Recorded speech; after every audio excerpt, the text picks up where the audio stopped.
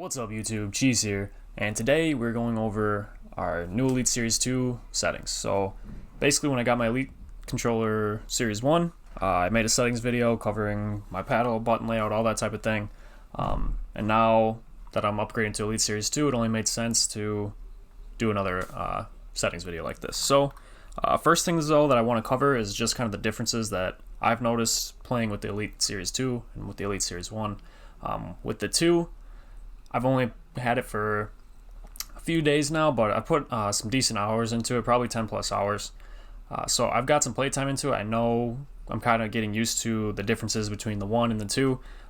First things that I noticed like right off the bat was the size of the paddles. So like especially in the bottom paddles, they're bigger. Like they're wider on the Elite Series 1. They're wider and just bigger paddles in general than compared to on the 2, which is fine, but it was something that took me a little while to get used to, just because my muscle memory was kind of set to hitting these paddles with like the sides or like the palm of my fingers. I guess I don't really know if that's how you explain that, but instead of the tips. And now that I'm playing in the Elite Series 2, I kind of have to use more of the tips of my fingers, just for the simple fact that if I use the sides, I'm going to be fat fingering hitting multiple paddles at the same time, which would be bad, obviously.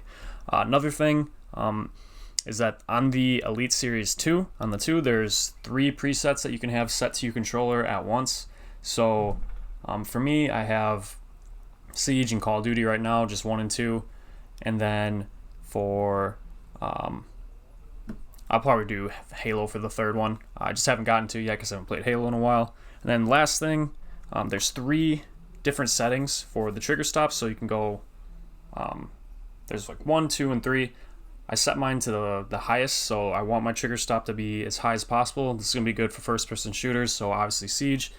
If you set it all the way down to 3, that's going to make it so the second you pull the trigger, it's going to be basically a hair trigger, right? So there's no delay in you pulling the trigger and the actual game registering that you pulled the trigger, which is really nice, right? It's a big advantage. It's going to give you that small little one-up on whoever you're playing. If you don't have a trigger finger like me, it's also very helpful. So using pistols or using DMRs, that's why I don't really use them too often, is because I don't really have a trigger finger. I can't really shoot rapidly while still staying accurate. But now, if I use a hair trigger like this, I can be a little bit faster. Last thing, I mean, the Elite Series 1 compared to the 2. On the 1, you can put a battery in the back, or a battery pack, so I have a battery pack in here, rechargeable, on the 1. But on the 2, the whole thing is built in, so the power, like the battery itself, is just built into the controller. So there's actually you can't put batteries in here. There's nothing. I wasn't too excited about that at first because I wasn't sure how long the battery life on this would be lasting, but so far it's good. I haven't had any troubles with battery life, lasting for long periods of time, because I game for long periods of time, sometimes 24 hours straight, so it gets it can be pretty draining. But the battery is in itself. The cord is just like a C-port charger, which is really nice compared to what they used to have. I'll get to that later. Let's just get into the button layout so that way you guys can see, because I know that's what everybody's here for anyway. So let's change the screen so you guys can see all the button layouts. This has been up here for a little while now. Obviously, it's basically the same settings as I had before with the Elite Series 1, 2, same button layout. So top 2 paddles are lean left, lean right. Bottom paddle is my crouch. Bottom right paddle, I mean, is my crouch, so P2. And then my bottom left, P4, is my X. So I have it set to X because I like to use that for gadget deployment. So when I'm reinforcing a wall, I just hold down that X. When I'm placing bandit battery, I hold down an X. And it's nice for me because then I can use my other hand to do things. So when I'm streaming or when I want to mute myself, it's really helpful to be able to only have one hand on the controller and still be doing something in the game. So I can still reinforce wall with one hand while doing other stuff, which I really like. So that you could kind of switch out X for A or for Y. So if you wanted it to be your vault, if you wanted it to be your switch weapons, both of those would be viable options too. I just use X because it works best for me. So completely personal preference on that one. But the rest, I like the top paddles for leaning, because then your fingers can just focus on aiming instead of having to worry about applying pressure to also lean, which is, I feel like, very helpful when you're in gunfights and things like that. And then obviously, you know, you guys all know the advantage of having crouch as one of your paddles, because then you can crouch while still aiming. Simple enough. Let's go into left stick, right stick. So I know there's a lot of people who like to use different sensitivity curves, and that's all well and good, but I'm used to, my mind is, like, my muscle memory is so used to just using the default curve or like this that I don't touch it, right? I just leave these settings how they are because I'm used to it. It's what I'm comfortable with. It's been working for me. I don't really see a point in switching it. Obviously, there's a ton of different sensitivity curves that you can really get into. If you guys want to do this, by all means, go for it. But for me, I just run default because that's what works, right? Personal preference is what works best for me, and that's really about it. So left stick, right stick are both just set the default. Now for triggers, all right, triggers you are going to want to set to as low as possible, right? Your dead zone you want as absolutely low as possible so that you're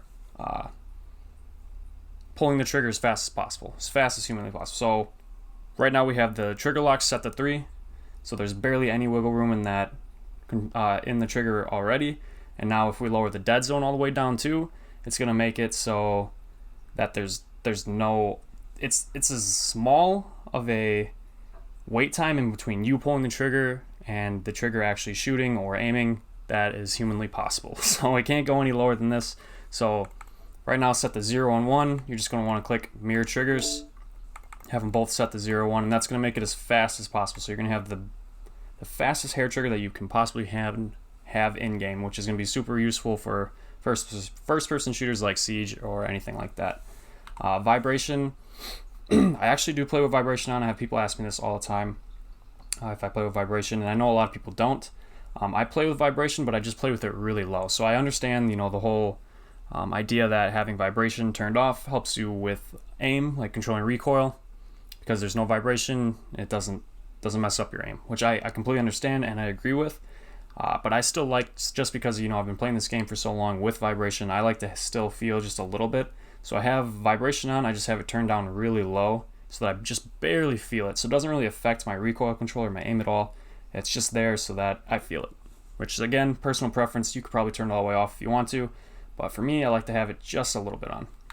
And then brightness, that doesn't really matter. I have it turned all the way down just to save battery. I haven't had any problems with battery so far, but just in case, I have it turned all the way down just because I don't really give a shit how bright my controller is. I just want it to keep working while I'm playing. So that's really about it for the settings.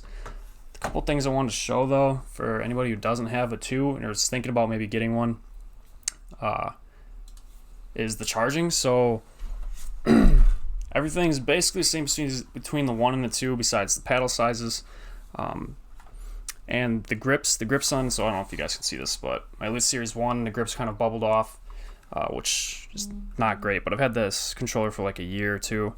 And then on the Elite Series 2, it kind of seems like the paddle, or not the paddles, but the grips themselves are almost built into the casing around the controller itself.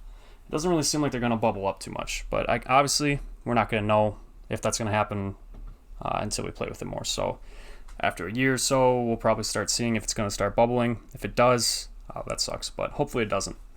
I have the warranty on it anyways, so the Elite Series 2 is pretty expensive, right? You're probably wondering if it's worth the buy. For me, I use my controller a shit ton, right? With the new next generation of consoles coming out, the Elite Series 2 will be able to work on that as well. For me, I think it's worth it. So the cord that comes with it is a C-port charging cord, way better than the USB kind of default cords that they have with the other controllers now. So with your regular controllers, you know, it always kind of has, at least for me anyways, it always kind of fit in there a little loose, like it connects into the controller loose, and so when you're playing it would disconnect while playing. Super frustrating.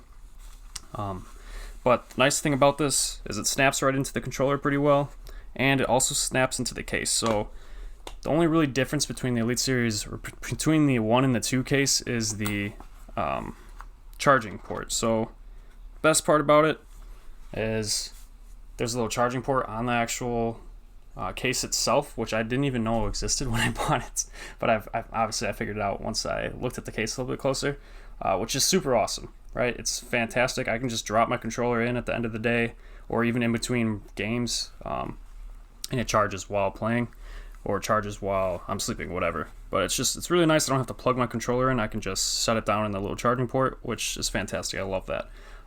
Also, the other thing I wanted to cover was the stick tension. So when you're in your side of your case, you get this little key.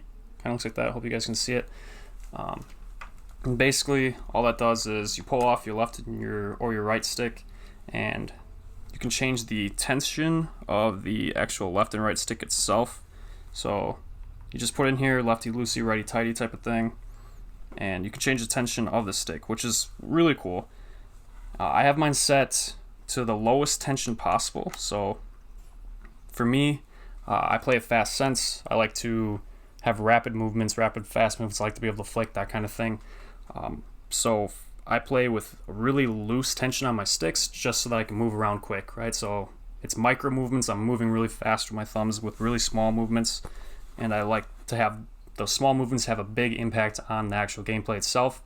This, though, is just personal preference. So if you're somebody who, you know, likes a little bit more tension, maybe you push too hard on your sticks left and right or whatever, maybe adding a little bit more tension will help you out, because then instead of, you know, you get scared by somebody in game, instead of, you know, you pushing way too hard on your stick to the left, now that you have that little bit of tension, it's not going to let you fly to the left as fast, and maybe it'll help your aim. I don't know. That's kind of personal preference, though. For me, I like it to be set with a very low tension, just so I can kind of have my micro fast movements.